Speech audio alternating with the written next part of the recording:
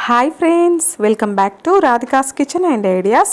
ఈరోజు మన ఛానల్లో తాటి బెల్లంతో స్వీట్ రెసిపీ చేసి చూపిస్తున్నానండి.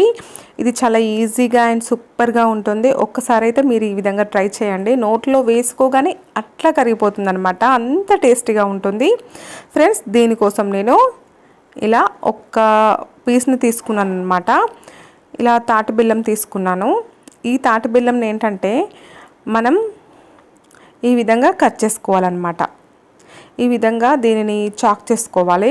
చాక్ చేసుకుంటే నాకు దీనిని చూసారు కదా ఫ్రెండ్స్, ఈ విధంగా మొత్తం చాక్ చేసుకున్న తర్వాత దీనిని ఒక గిన్నెలోకి వేస్తున్నాను.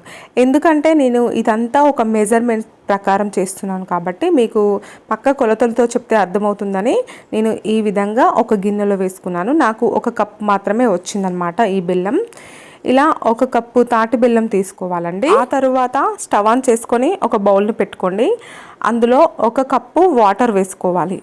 నేను ఇంతకుముందు బెల్లం ఏ కప్తో తీసుకున్నానో ఫ్రెండ్స్, అదే కప్తో నేను వాటర్ కూడా తీసుకుంటున్నాను. ఇలా మనం తురుముకున్న బెల్లం అంతా వేసుకొని ఒక కప్పు బెల్లంకి ఒక కప్పు వాటర్ వేసుకొని ఈ బెల్లం అంతా ఇందులో కరిగిపోయేంత వరకు వెయిట్ చేయాలి. చూస్తున్నారు కదా ఫ్రెండ్స్, మనకు బెల్లం అంతా ఇలా కరిగిపోతుంది కదా. ఇది కరిగేలోపు మనం పక్కన స్టవ్ పైన ఒక కడాయి పెట్టుకొని అందులో ఒక స్పూన్ నెయ్యి వేసుకోవాలి. చూసారు కదా ఫ్రెండ్స్, ఈ విధంగా నెయ్యి వేసుకొని ఈ నెయ్యి అంతా ఇందులో మెల్ట్ అయిపోయిన తర్వాత మనం చాక్ చేసి పెట్టుకున్న బాదం కాజు ముక్కలని ఇందులో వేసుకోవాలి. ఇవి మంచిగా కొంచెం కలర్ చేంజ్ అయ్యేంత వరకు వెయిట్ చేయాలి. ఇదంతా మంటను చిన్నగా పెట్టుకొని చేయాలి, లేదంటే మనకు డ్రై ఫ్రూట్స్ అనేవి తొందరగా మాడిపోతాయి అన్నమాట. చూసారు కదా, ఈ విధంగా మొత్తం కలర్ చేంజ్ అయిపోయాయి కదా. వీటిని ఒక గిన్నెలోకి ట్రాన్స్ఫర్ చేసుకుందాం. ఇలా అన్నింటినీ తీసుకొని పెట్టుకున్న తర్వాత వీటిని కూడా పక్కన పెట్టుకోండి. మనము ఇంతకుముందు ప్రిపేర్ చేసుకున్న బెల్లం ఉంది కదా ఫ్రెండ్స్, అది మొత్తం కరిగిందో లేదో చూద్దాం. చూసారు కదా, ఇప్పుడు బెల్లం మొత్తం కరిగిపోయింది కదా ఇందులో. ఇప్పుడు దీనినంతా మనము ఇంతకుముందు వేయించుకున్న డ్రై ఫ్రూట్స్ కడాయి ఉంది కదా ఫ్రెండ్స్, అందులోనే ఈ బెల్లంను వడకట్టుతున్నానండి. చూస్తున్నారు కదా, నేను అదే కడాయి పెట్టి ఇందులోనే వడకట్టుతున్నాను. ఇందులో కొంచెం నెయ్యి కూడా ఉంది కదా ఫ్రెండ్స్, అబ్జర్వ్ చేయండి.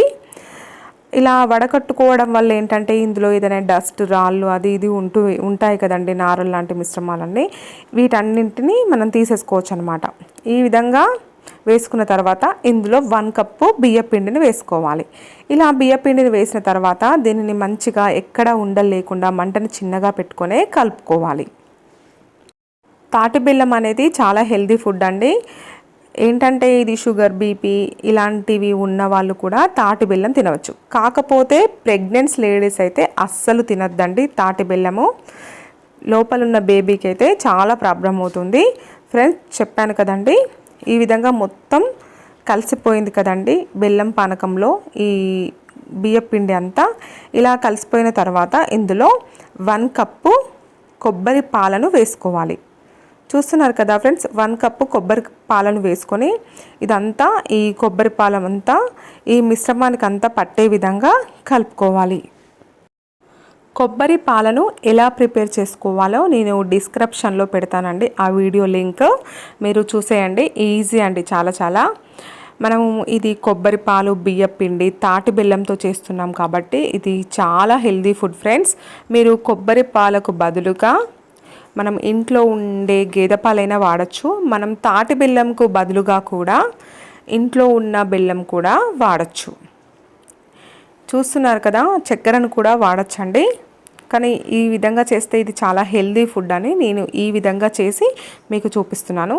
చూసారు కదా, ఇందులో కొబ్బరి పాలు అంతా మంచిగా కలిసిపోయాయి కదా. ఇది దగ్గరికి వచ్చేంత వరకు మనం ఈ విధంగా కలుపుకోవాలి. ఇలా కొంచెం దగ్గరికి వచ్చిన తర్వాత 1 స్పూన్ నెయ్యి వేసుకోవాలి. ఇది పూర్తిగా ఆప్షనల్ ఫ్రెండ్స్. ఈ విధంగా నెయ్యి వేసుకున్న తర్వాత ఇది మొత్తం ఇందులో మెల్ట్ అవ్వాలి. ఆ తర్వాత ఇందులోనే కొంచెం విలాచి పౌడర్ని కూడా వేసుకొని ఈ విధంగా కలుపుకోవాలి. చూసారు కదా ఫ్రెండ్స్, మనకు ఎక్కడ బౌల్కి అనేది అతకకుండా వచ్చేస్తుంది అనమాట. ఈ విధంగా వచ్చేంత వరకు వెయిట్ చేయాలి. చూసారు కదా, ఈ విధంగా వచ్చిన తర్వాత మనం ముందుగా వేయించి పెట్టుకున్న బాదం కాజులను కూడా వేసుకోవాలి. ఇక్కడ కిస్మిస్లు కూడా వేసుకోవచ్చు. చూసారు కదా, మనకు హల్వా రెడీ అయిపోయిందండి. ఇప్పుడు స్టవ్ ఆఫ్ చేసుకొని దీనిని ఒక గిన్నెలోకి ట్రాన్స్ఫర్ చేసుకుందాం. చూసారు కదా ఎంత ఈజీగా హెల్దీ ఫుడ్ రెడీ అయిపోయిందో. మీకు ఈ వీడియో కనుక నచ్చితే లైక్ చేయండి, మీ ఫ్రెండ్స్ అందరికీ ఈ వీడియోని షేర్ చేయండి. ఇలాంటి మరెన్నో వీడియోస్ పొందడానికి నా ఛానల్ని సబ్స్క్రైబ్ చేసుకొని పక్కనే ఉన్న బెల్ ఐకాన్ని యాక్టివేట్ చేసుకోండి. Thank you for watching friends. Support మీ. బాయ్.